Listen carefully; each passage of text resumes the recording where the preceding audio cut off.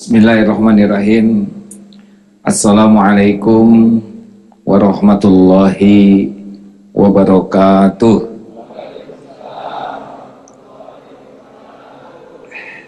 Alhamdulillahi rabbil alamin. Alhamdulillahilladzi khalaqal mauta wal hayata liyabluwakum ayyukum ahsanu amala wa huwal azizul ghafur. Allahumma salli ala Sayyidina Muhammad wa ala alihi wa ashabihi ajma'in. Mudah-mudahan persoalan apapun yang kita hadapi membuat kita semakin berkualitas, membuat kita semakin dekat dengan Allah, membuat kita semakin mulia. Karena hidup ini mustahil tanpa persoalan. Dan kalau dilihat dari depan, wajah-wajah hadirin ini jelas sekali. Wajah-wajah banyak masalah. Benar? Apakah Nabi Muhammad punya masalah? Sedikit atau banyak? Ringan atau berat? Sederhana atau rumit?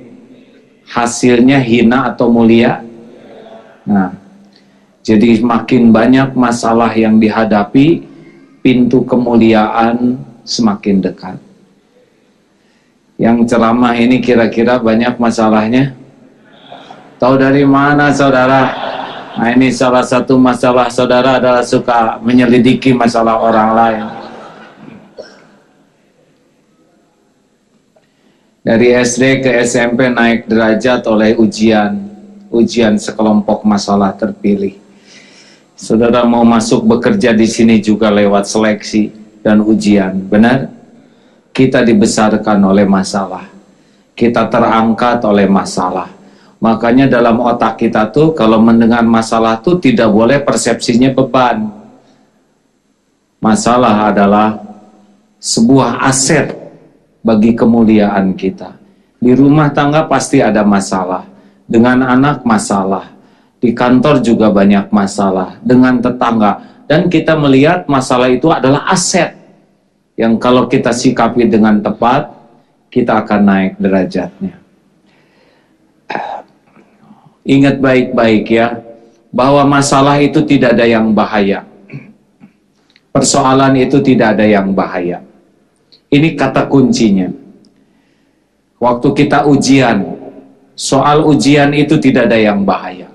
Semua soal ujian sudah dibuat dan diukur cocok untuk kita. Orang tidak lulus itu bukan karena soal.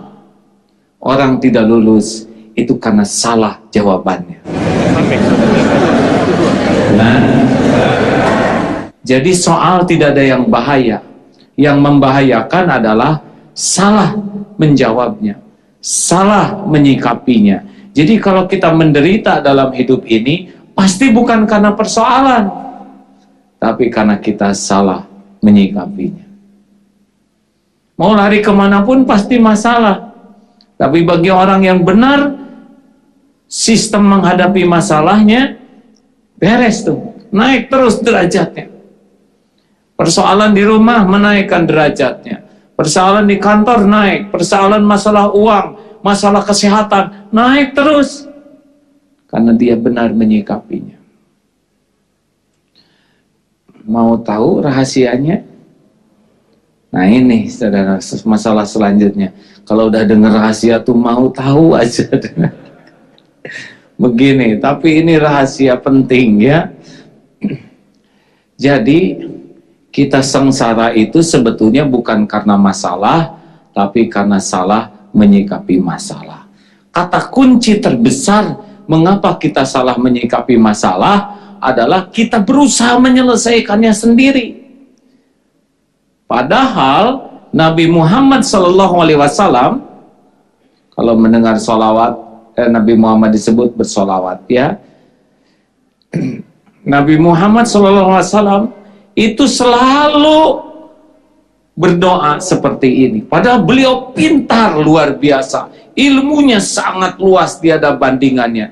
Tapi beliau selalu berdoa begini, Ya Hayyu Ya Qayyum birahmatika astaghits wa aslih li sya'ni kullah wa la takilni ila nafsi tarfata ain. Duhai Allah, wahai yang maha hidup, wahai yang berdiri sendiri mengurus terus menerus segala-galanya, dengan rahmatmu tolong saya, perbaiki urusan saya ya Allah seluruhnya, semuanya, dan jangan serahkan kepada saya tarfata ainin, walaupun sekejap mata. Ini kuncinya. Jadi Rasulullah itu apapun yang dihadapi selalu ingin ditolong Allah dan menyerahkan urusan sepenuhnya ke Allah, sehingga Allah membimbing pikirannya, membimbing lisannya, membimbing sikapnya, membimbing hatinya, mendapatkan solusi terbaik. Jadi kalau Bapak Ibu stres, itu pasti sebabnya sederhana. Kebanyakan mikir, sangat kurang zikir. Padahal kita ini bodoh. Udah bodoh, banyak mikir, kebayang.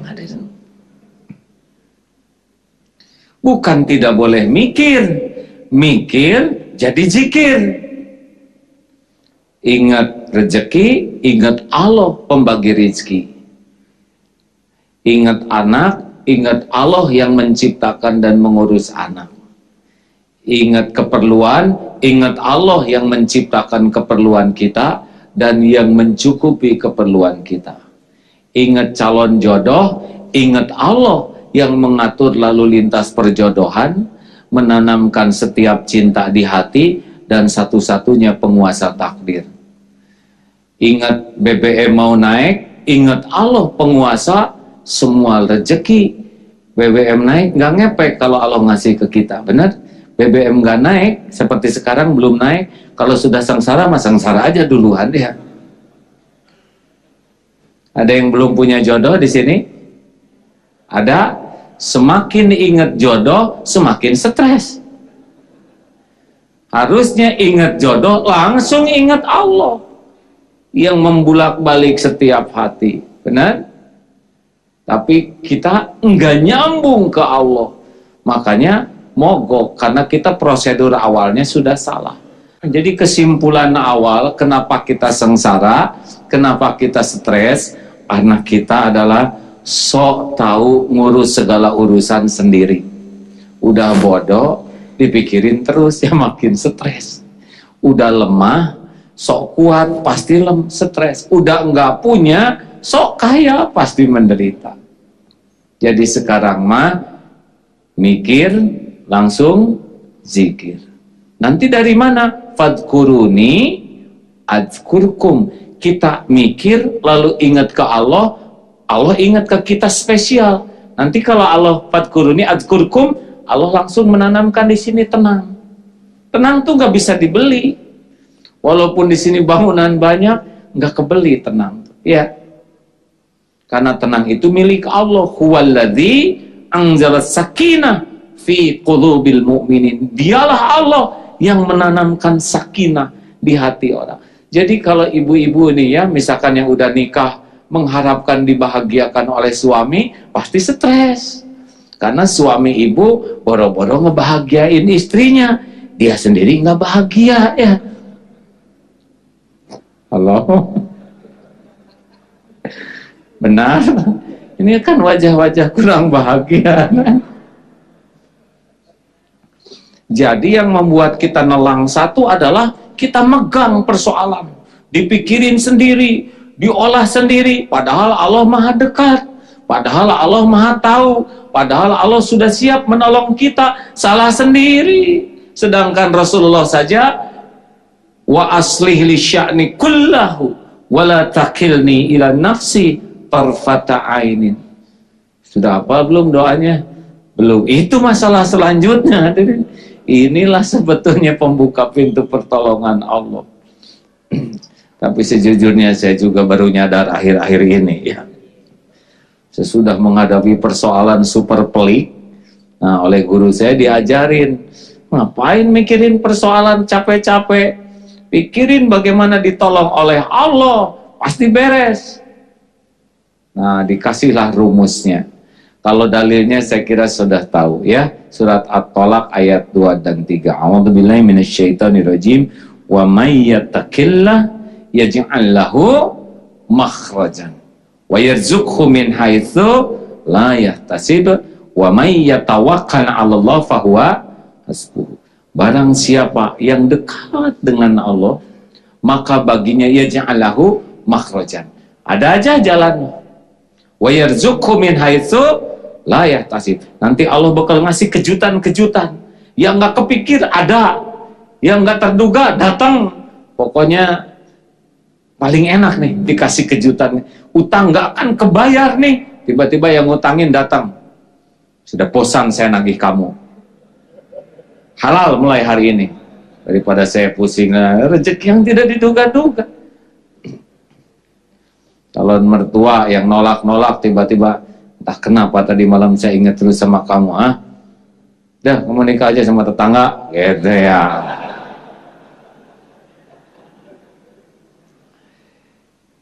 Wa may yatawakkal 'ala Allah fahuwa hasbuh. Barang siapa yang hatinya hakul yakin ke Allah. Keyakinan itu penjamin kecukupan. Wah, kalau tawakal nggak ikhtiar. Tawakal itu puncaknya ikhtiar. Karena orang yang hatinya yakin ke Allah, Allah sudah janji, ana 'inda dzanni 'abdi bi. Aku sesuai prasangka hambamu. Kita yakin ke Allah, Allah nolong. Makanya orang yang tawakal itu pasti cukup. Dicukupkan ilmunya, dicukupkan dibimbing ketemu dengan si fulan, kurang modal digerakkan ini, ada, pokoknya diatur. Karena semua makhluk dalam kekuasaan Allah dan semua urusan juga dalam genggaman Allah. Udah paling enak. Pokoknya kalau Allah ngatur. Ini ada sebuah cerita. Kan ini baru pulang haji. Tidak nyangka nih. Jadi suatu saat katanya ada ibu-ibu mau haji. Nah, ibu mau haji, mau apa? Anaknya 3. Ibu, saya mau kurban aja. Wah, bagus kata ibunya. Baik. Tapi saya punya permintaan. Apa? Tolong kurbannya dititipkan ke Aagim. Hah? Kata si ibu. Aagim? Ibu mah cuma lihat di TV. Ibu belum pernah ketemu dan gak tahu di mana ketemunya. Tambahan ibu mau haji. Ini permintaan gak masuk di akal. 3 hari sebelum lebaran haji di Mekah, alhamdulillah saya ceramah tuh di sebuah masjid. Selesai ceramah datang ibu-ibu, kayak mimpi. Kenapa, Bu? Anak saya mau titip kurban ke AA. Saya di sini ketemu, nggak nyangka Mekah segitu luasnya dan saya nggak tahu lagi AA haji. Bawa $600. Jadi itu kalau Allah mau ngatur ya diatur sedemikian rupa, waktunya sama, di masjid ketemu. Beres kalau Allah mau ngatur. Benar? Pernah dengar cerita yang kisah nyata di Pakistan? Ada seorang dokter terkenal di Pakistan. Maaf saya lupa namanya, tapi cerita ini sudah mutawatir, banyak di internet. Beliau mau konferensi, ternyata terjadi kerusakan pesawat sehingga diganti dengan kendaraan darat. Di jalan ternyata badai, hujan deras sehingga gelap dan tersesat sehingga harus bertanya ke sebuah rumah di kampung. Ibu yang menerima itu baik hati menyuguhi dalam perjalanan itu karena sudah larut malam. Nah, selesai menyuguhi, ibu itu ngurus cucunya yang sakit parah. Ditanya oleh tamunya ini siapa? Ini cucu. Kenapa nggak diobati? Kami ini orang kampung. Saya cuma doa saja karena katanya yang bisa ngobatin ini ada di kota. Dan kami tidak sanggup ke kota, hanya bisa doa saja, semoga Allah ngatur menyembuhkan. Siapa nama dokter itu? Disebutlah dokter Fulan. Kaget sekali karena itulah beliau. Ya Allah, sambil bercucur air mata, demi engkau mengatur doa ibu ini terkabul, pesawat dibikin rusak, udara dibikin badai, saya dibikin tersesat, supaya ketemu dengan takdir ini. Dan ini sangat mudah bagi Allah. Bagi yang yakin, ana inda dzanni abdi bi, aku sesuai dengan prasangka hambaku. Baik, kita kasih rumus saja supaya lebih mudah ya. Rumusnya rumus 5 us supaya hidup Allah yang urus. Apa rumusnya? 5 us supaya Allah yang ngurus. Syarat yang pertama, hati harus tulus. Apa? Yang kedua, ibadah harus bagus. Yang ketiga, hidup harus lurus. Apalin, karena ini hadiahnya umroh sama-sama ya. 4, ikhtiar harus serius. Dan yang kelima, tobat terus menerus. Ya, siapa yang hafal hadiahnya umroh? Sama-sama ketemuan di depan Masjidil Haram. Ayo. Ya, ke sana masing-masing hadirin. Umrohnya yang sama-sama. Tapi siapa tahu ada takdirnya ya. Satu apa? Hati harus tulus. Yang kedua, ibadah harus bagus. Yang ketiga, hidupnya harus lurus. Yang keempat, ikhtiar harus serius. Yang kelima, 1, kenapa hati harus tulus? Karena Allah sendiri yang menjanjikan bahwa tidak ada amal yang diterima selain yang tulus, ikhlas. Ikhlas sih bahasanya, tapi supaya ujungnya us jadi tulus. A'udzubillahi minasyaitonirrajim. Wa ma umiru illa liya'budullaha mukhlishina lahuddin hunafa'al ayat. Jadi Allah tidak memerintahkan kita. Kalau kita mau ditolong oleh Allah, ya karena Allah dong. Seperti apa sih orang yang hatinya tulus? Minimal seperti matahari, hanya memberi. Jadi mirip PAUD begini ada. Hanya memberi, tak harap kembali. Ini kuncinya. Jadi fokus orang yang ikhlas itu adalah mengumpulkan segala potensi untuk melakukan yang terbaik lillahi ta'ala, wa kafa billahi syahida. Cukup Allah jadi saksi.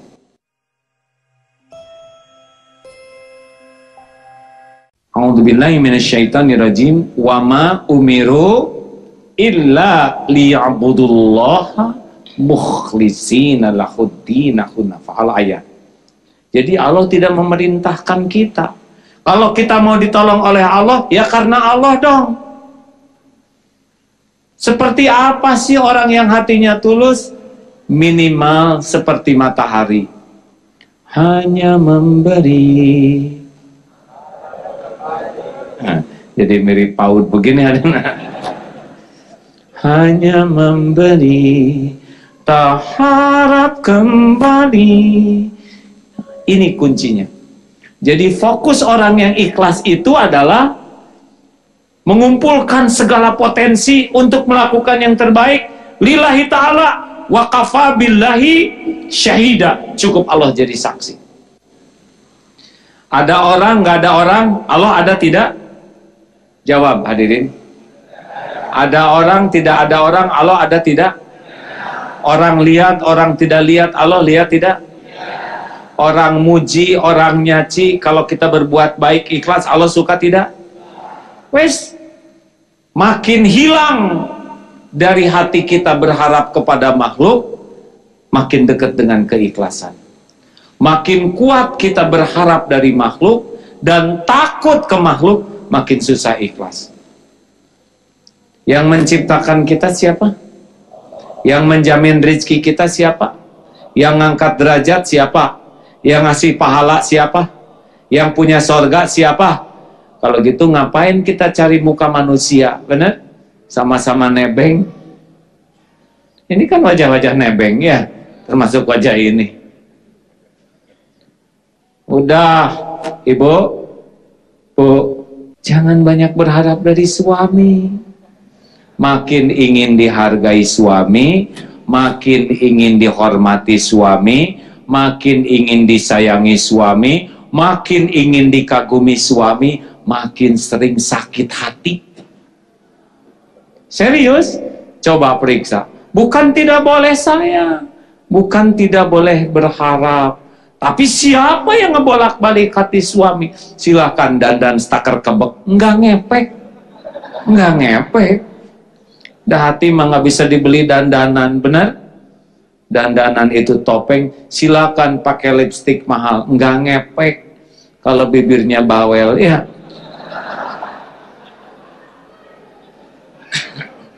Ini asli hadirin. Pernah ada kisah seorang ibu-ibu di rumahnya tuh dandan rapi, seneng beres-beres, sehingga tetangga tuh kagum. Ibu tuh di rumah tuh rapi, dandan, beres. Padahal kan suami ibu tunanetra. Suami ibu nggak pernah lihat.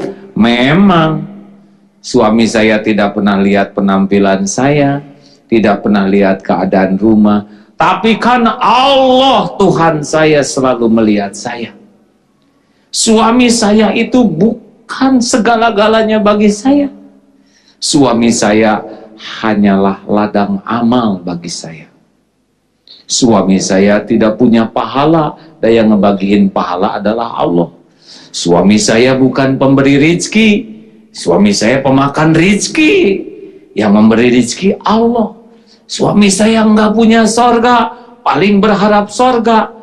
Mau apa saya berharap banyak dari yang tidak punya apa-apa? Saya berharap cuma dari Allah. Allah ngebalikin hati suaminya, sayang, hormat. Ya, kita mah nggak bisa ngebulak-balik hati, benar? Siapa karyawan yang paling menderita, yang paling menuhankan atasannya? Tiap ada atasan, rajin, tapi nggak ada atasan. Namanya karyawan penjilat seperti itu. Yang suka menonjol-nonjolkan diri kalau ada atasan tuh namanya karyawan ambeien. Harus dioperasi. Udahlah, atasan juga sama-sama nebeng, betul tidak? Kita hormat atasan bukan cari muka, karena menghormat orang ibadah, titik. Jelas? Ini kalau ada klien baik, kalau kliennya nggak jadi jengkel, itu nggak ikhlas. Kalau mau baik-baik aja, nggak usah beda-beda. Jadi nggak jadi mah Allah yang ngatur. Tapi baik jadi amal, itu urusan kita. Jangan suka bunglon, ya, munafik namanya. Kalau dia kira-kira bakal mendatangkan sesuatu baik, giliran enggak, munafik. Atasan datang, atasan, munafik. Ada yang begitu di sini? Kalau nyebut banyak dia nyari teman. Harus yakin nih, manusia itu cuman la haula wala quwata illa billah. Apa artinya? Tiada daya, tiada kekuatan tanpa dari Allah. Ini bergabung semua yang hadir ini. Dengar ya, mau ngasih kepada saya Rp1 saja, tapi Allah yang maha mendengar, yang maha kuasa tidak mengizinkan saya dapat rezeki sampai tidak kepada saya. Jawab, semuanya jawab. Mau ngasih nasi 1 aja, tapi Allah tidak menghendaki sampai tidak. Walaupun saudara ingin, tapi Allah nggak menghendaki sampai tidak. Jawab, pasti tidak. Kalau Allah tidak menghendaki, nggak kejadian. Walaupun bos mau nanda tangan, tapi Allah tidak menghendaki, hilang tuh pulpennya. Sebaliknya, sekarang mau mencelakakan. Nih semua yang hadir di sini, plus jin yang ikut dengar juga. Mau mencelakakan, tapi Allah tidak menghendaki saya celaka. Celaka tidak? Jawab, yakin? Yakin? Tes sekarang. Ayo lempar, saya pakai apa aja. Nih mikrofon, handphone. Pukul, dengkek, tendang, bebas. Ayo. Tuh kan kalau Allah tidak menghendaki nggak kejadian. Allah tidak menghendaki tidak berarti secara ajaib dilempar ciung ciung, enggak. Hukum alam tetap terjadi. Tapi kalau Allah tidak menghendaki gampang banget, dibalikin aja hati saudara. Tidak ada satupun yang mau ngelempar. Ya. Kan setiap hati dibulak-balik oleh Allah. Enggak mau aja, ada yang udah megang-megang barisannya kan. Tapi langsung terlintas di hatinya, kualat, kualat, kualat. Jadi nggak jadi. Makanya lah nggak ada gunanya cari muka ke orang, cari perhatian, biasa-biasa aja lah. Ya, setuju? Lakukan aja yang terbaik, nggak akan kemana-mana. Rezeki nggak usah keluar dari kantor ini semua. Kalau Allah suka sama kita, anak dibikin kasih beasiswa, dibikin sehat, semua tetangga sakit kecuali keluarga dia. Ya, tiba-tiba datang itu, ini saya nih motor kebanyakan, saudara mau nggak nih? Ya ada aja. Kalau Allah mau, gampang banget. Semua urusan milik dia, benar? Kita nggak yakin sih sama Allah, jadi aja stres. Dan kita bersandarnya sama yang sama-sama miskin, itu stres banget ya. Udah bodoh bersama sama yang blow on, pusing. Benar? Dah, mulai sekarang lillahi ta'ala aja, nggak akan kemana-mana kok. Mungkinkah pahala tertukar? Mungkinkah pahala tertukar? Mungkinkah ada yang luput dari pengetahuan Allah? Mungkinkah ada balasan yang meleset? Mungkinkah? Nggak mungkin. Apa yang untuk saya pasti ketemu. Nggak ada yang bisa ngambil apa yang diberikan Allah ke saya. Apa yang untuk saudara pasti ke saudara. Tadi saya lihat botol banyak di sini. Iya. Dasar bukan rezeki saya. Pada pindah. Udah sering saya disuguhin kayak gitu, Pak. Ini masih mending cuman botol. Pernah suatu saat sedang ceramah, weh, ada buah-buahan di sini, Pak. Ada buah naga, jeruk, sirsak, anggur, apel. Saya pas lihat kayak gitu aja, udah yakin nih, ini pasti bukan rezeki saya. Ya saya kapan makannya? Masa lagi ceramah makan buah naga, ngupas. Selesai ceramah, salaman pulang. Panitia lagi, panitia nggak apa-apa.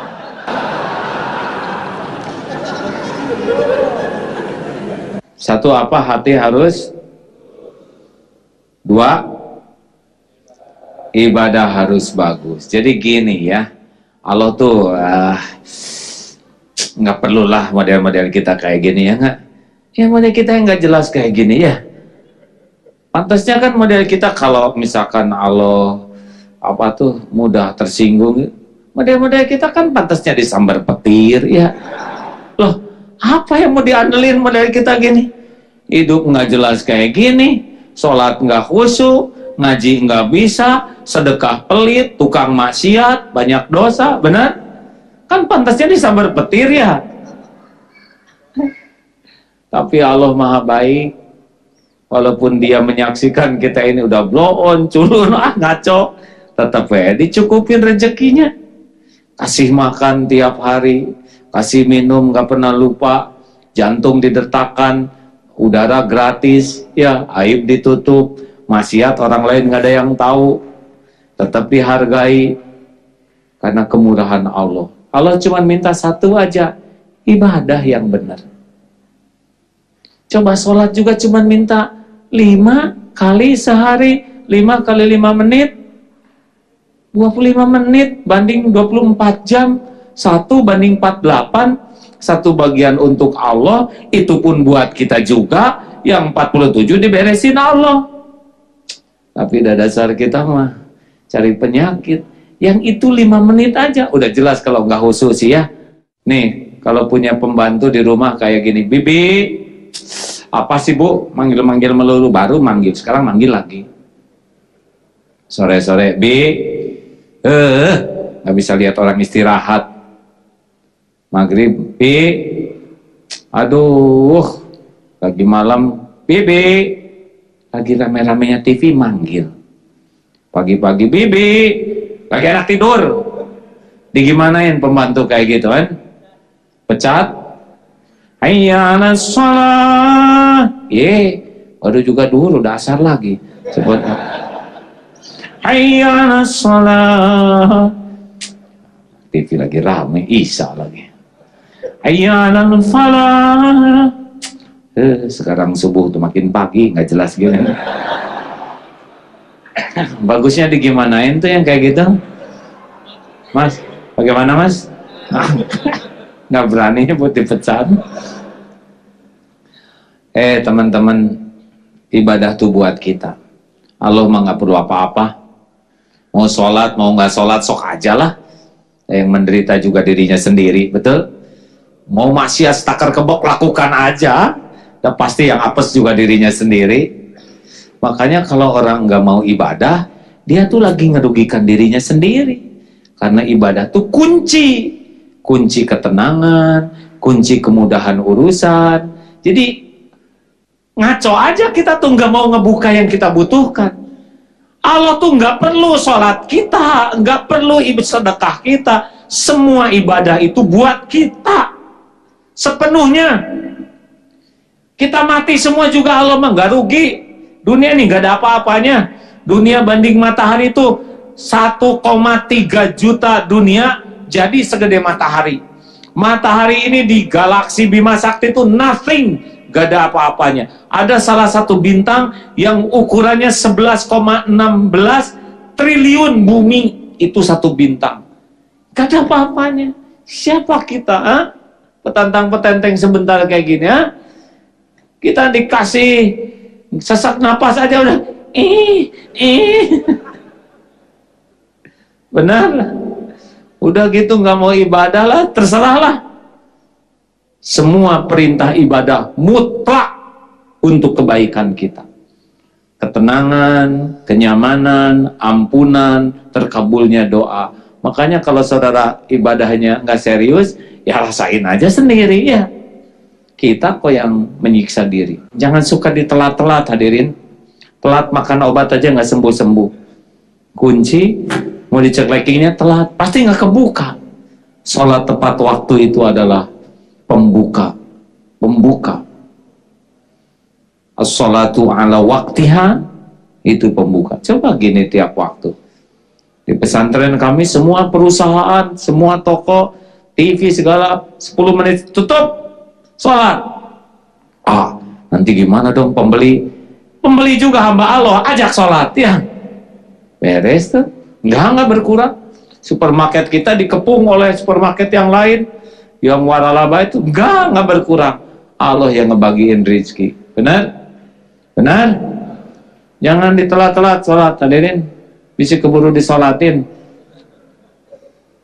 Saya lihat wajah-wajah ini, wajah-wajah bekal meninggal nih.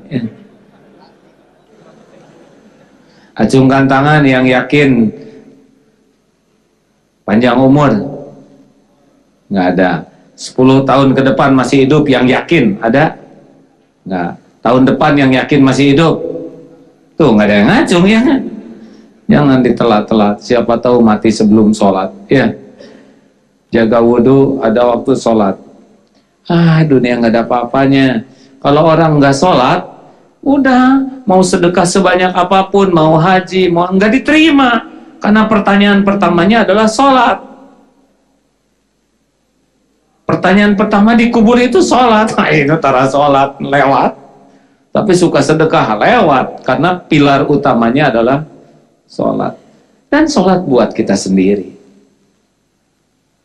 3. Apa? Hidup harus lurus. Ihdinas siratal mustaqim. Mas, hidup mas sederhana sebetulnya. Gini rumusnya. Allah suka, lakukan. Allah tidak suka, tinggalkan. Nah, apa? Beres. Karena semua yang Allah suka itu pasti bikin bahagia buat kita. Asli. Dan semua yang Allah tidak suka itu pasti bikin nelangsa buat kita. Allah tuh nggak menyukai sesuatu kecuali pasti yang baik buat kita. Dan Allah tidak melarang kecuali yang buruk buat kita. Coba jujur dan yang ngebohong. Bekal bahagia mana? Yang jujur atau yang bohong? Jawab. Asal jujur ikhlas enak. Kan ada jujur palsu ya. Yang jujur supaya dianggap orang jujur. Ada yang jujur supaya dianggap pengusaha jujur. Ada yang jujur supaya naik karir. Nah, itu mah jujur kelas rendah. Kita mah jujur. Kenapa kamu jujur? Ya karena Allah suka sama orang jujur. Baik, kita kasih rumus saja supaya lebih mudah ya. Rumus 5 us supaya hidup Allah yang urus. 1. Kalau hidup ingin Allah yang urus, syarat yang pertama, hati harus tulus. Apa? Yang kedua, ibadah harus bagus.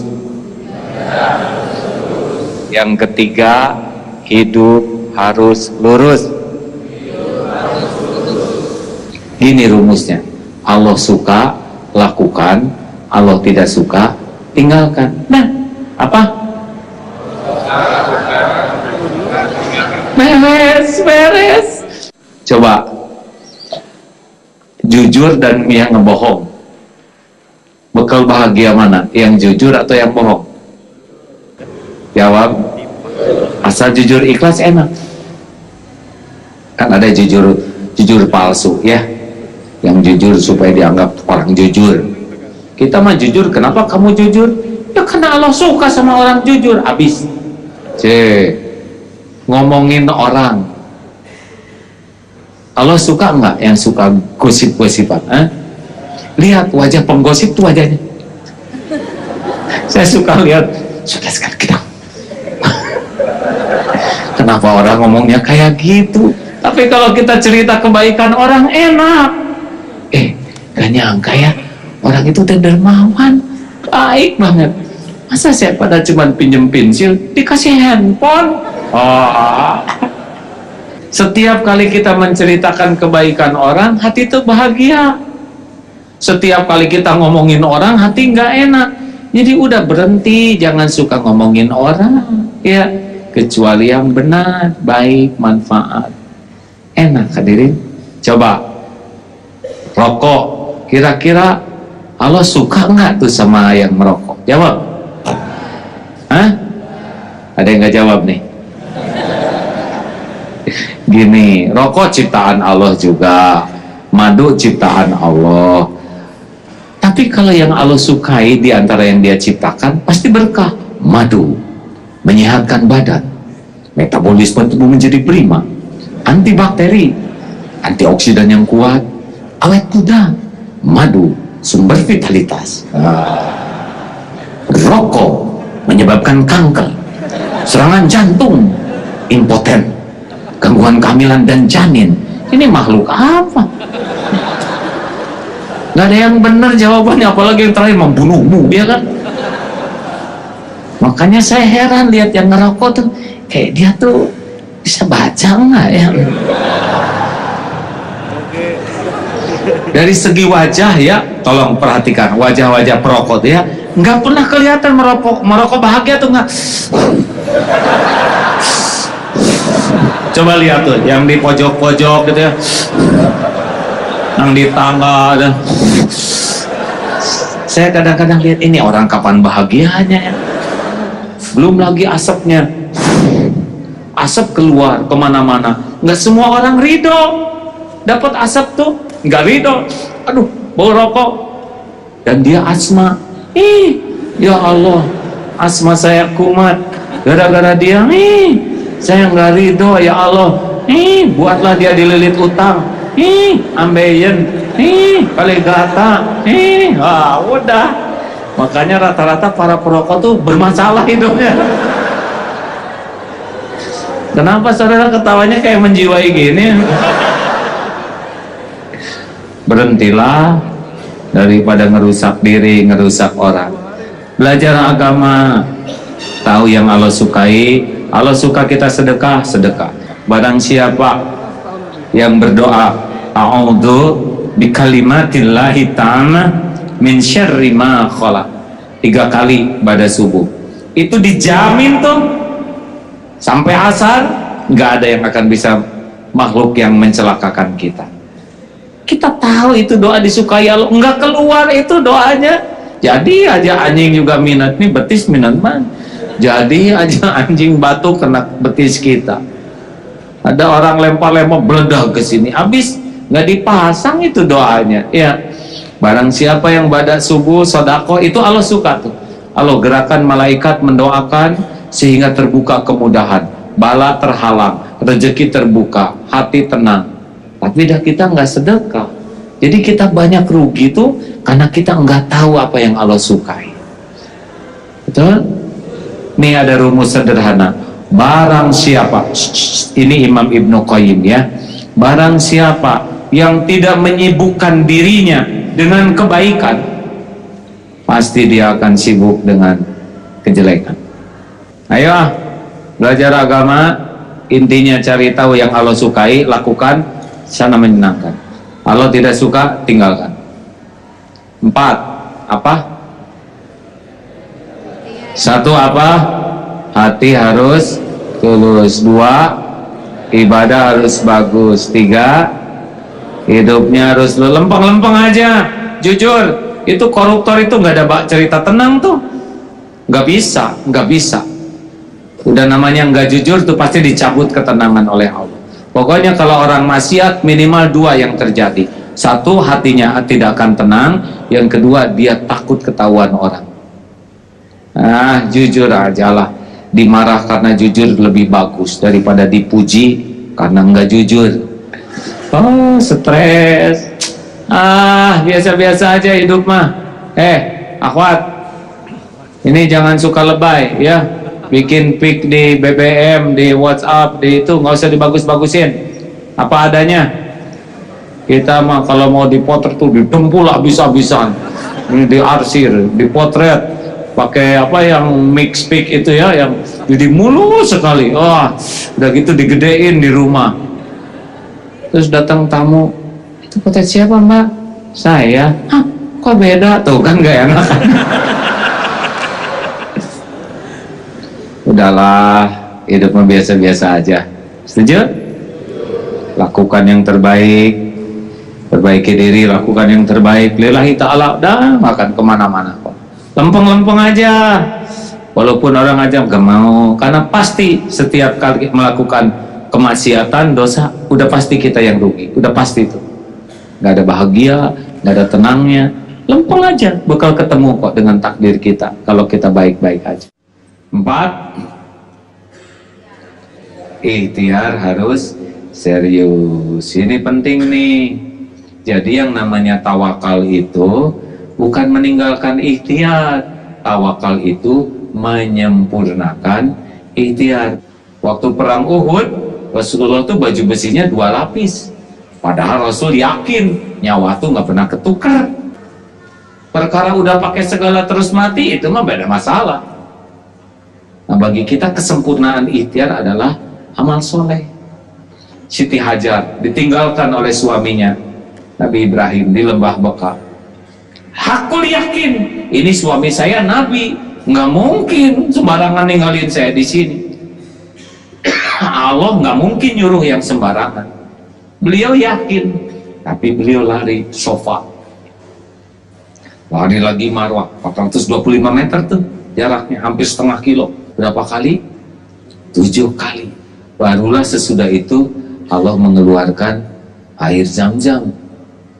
Nah, masalah kapan pertolongannya Allah itu mah urusan Allah. Masalah yakin dan sempurna ikhtiar itu adalah amal soleh kita. Jelas? Nah hadirin, sempurnakan ikhtiar ya. Kerja yang bagus, bukan supaya gaji bagus, supaya amal soleh. Datang disiplin tepat waktu. Kenapa sih kamu disiplin banget? Pengen jadi karyawan teladan? Itu mah perkara cuman kertas ya. Saya mah pengen Allah ridho aja sama saya. Kalau Allah udah suka, diberesin urusan ya. Anak dibikin baik, dibikin urusan tenang. Kita punya rumahnya kecil, tapi nggak pengen rumah besar. Kan banyak yang rumahnya kecil, pengen rumah besar, atau kayak peti aja tuh rumah. Itu kayak siksaan sendiri hadirin.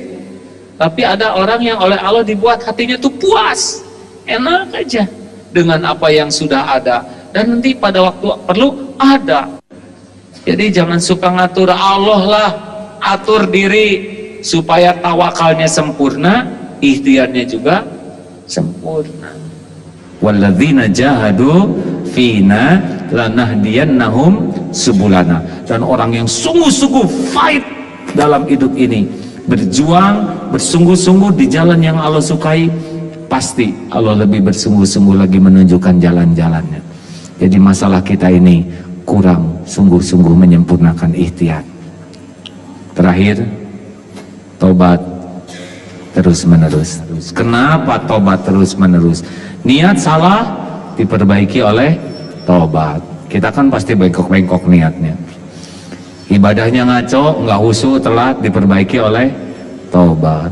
Kelakuan kita tidak bagus, banyak maksiat, direvisi oleh tobat. Ikhtiar kita banyak bolongnya, malas, diperbaiki tobat. Makanya orang yang tobat terus menerus itulah yang akan banyak mendapat pertolongan Allah. An-lazimal istighfar, barang siapa yang melazimkan tobat, ja'alallahu lahu min kulli hammin farajan. Satu, hatinya dari galau sempit bakal dibuka. Ini kalau Bapak rajin istighfar.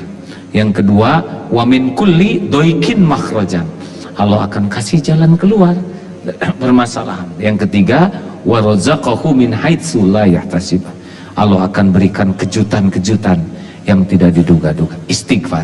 Kalau Qurannya surat Nuh ayat 10. Nanti saudara bisa buka. Faqultu astaghfiru rabbakum innahu kana ghaffara. Dikatakan kepadanya, ayo istighfar, perbanyak istighfar kepada Allah yang Maha Pengampun. Yursilis sama alaihim midrara, alaikum midrara. Lalu Allah akan mendatangkan hujan yang lebat, mendatangkan harta, anak-anak. Allah mendatangkan kebun-kebun, mengaruniakan kebun-kebun dan sungai-sungai. Artinya Allah akan membuka begitu banyak karunia bagi orang yang tobat. Innallaha yuhibbut tawwabina wa yuhibbul mutatahhirin. Sesungguhnya Allah sangat mencintai orang yang tobat dan mensucikan diri. Jadi bukan orang yang tanpa dosa yang Allah suka, itu adalah orang yang banyak tobat. Nah, kalau dilihat dari wajah-wajahnya, acungkan tangan yang tidak punya dosa sama sekali. Gak ada yang ngacung. Acungkan tangan yang merasa dosanya sedikit. Tidak ada yang ngacung. Yang sedang masih bertahan, tidak ada yang ngacung sama sekali nih. Acungkan tangan yang merasa banyak dosa. Oh, ada yang tidak ngacung, kenapa? Karena saya banyak sekali dosanya. Nah, banyak dosa ibaratnya seperti mobil yang kacanya kotor. Bagaimana bisa tenang nyupir di mobil yang kacanya kotor? Pasti gelisah terus, benar? Bagaimana bisa lihat jalan kalau kacanya kotor? Mana yang harus kita pikirkan? Sibuk mikirin jalan atau ngebersihin kaca? Kalau kaca bersih tenang tidak? Kalau kaca bersih jalan kelihatan tidak? Ah, itulah. Kalau kita banyak tobat, udah, hati tenang, rezeki itu kelihatan, solusi itu kelihatan seperti nyetir dengan kaca mobil yang bersih. Makanya kalau Bapak Ibu merasa galau, gelisah, nggak enak, tertekan, ruwet, tobat. Bapak diterima kerja di sini bukan karena pinter, bukan karena soleh. Kita di sini tuh karena satu aja, Allah masih nutupin aib dan dosa kita. Benar? Sama. Kenapa Agim sekarang diundang ke sini, didengar oleh saudara-saudara?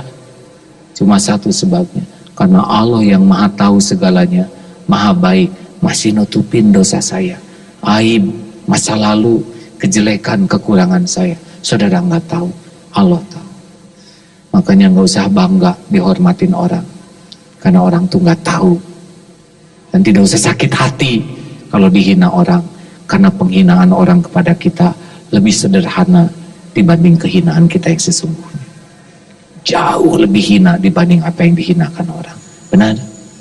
Makanya tobatlah obatnya. Allahumma salli ala Muhammadin wa ala alihi wa ashabihi ajma'in. Alhamdulillahirabbil alamin. Ya Allah, la haula wa la quwata illa billah. Duhai Allah yang maha tahu segalanya, wahai yang maha menyaksikan segala-galanya, wahai yang maha melihat apapun yang kami lakukan, ampuni kami ya Allah. Ampuni sebusuk apapun dosa-dosa yang kami lakukan. Ampuni ya Allah sekelam apapun kehidupan yang pernah kami jalani. Ampuni ya Allah sekotor apapun masa lalu kami, sekotor apapun dosa yang dilakukan tubuh ini. Ampuni dosa yang sembunyi-sembunyi, ampuni dosa yang terang-terangan kami lakukan, ampuni dosa yang berulang-ulang ya Allah, padahal kami tahu itu dosa. Ya Allah, kuatkan diri kami untuk bisa menghindari maksiat. Kuatkan iman kami ya Allah agar bisa menjauhi dosa. Jangan biarkan nafsu membuat kami terjerumus. Jangan biarkan syahwat membuat kami berkelimang maksiat. Jangan biarkan amarah membuat kami menjadi makhluk zalim. Jangan biarkan duniawi ini menyilaukan, menipu dan memperbudak sepanjang hidup kami ya Allah. Wahai Allah, kuatkan iman kami ya Karim. Berikan kepada kami hati yang hakul yakin padamu. Karuniakan kepada kami nikmatnya ikhlas, nikmatnya ibadah. Karuniakan kepada kami nikmatnya akhlakul karimah. Tuntun agar bisa sempurna ikhtiar kami ya Allah. Wahai Allah, putuskan harapan kami dari siapapun selain hanya berharap darimu. Cabut rasa takut kami terhadap apapun siapapun selain takut jauh darimu, takut engkau tidak ridho kepada kami. Ya Allah, jadikanlah setiap persoalan yang engkau takdirkan harus kami hadapi membuat kami semakin dekat denganmu, membuat kami semakin dicintai olehmu, membuat kami semakin diridhoi olehmu. Allahumma rabbana atina min ladunka rahmah wa hayyi lana min amrina rasyada. Rabbana atina fid dunya hasanah wa fil akhirati hasanah wa qina adzabannar. Subhana rabbika rabbil izzati amma yasifun wassalamun alal mursalin walhamdulillahi rabbil alamin. Terima kasih hadirin sekalian, mudah-mudahan ada manfaatnya. Selamat menikmati, menafakuri hidup ini. Cuman sebentar di dunia, tidak ada yang dibawa selain amal-amal kita. Jangan sibuk ngurusin urusan tanpa pertolongan Allah, pasti tidak berdaya. Ya Hayyu ya Qayyum birahmatika astaghits wa aslih li sya'ni kullah wa la takilni ila nafsi tarfata ainin. Assalamualaikum warahmatullahi wabarakatuh.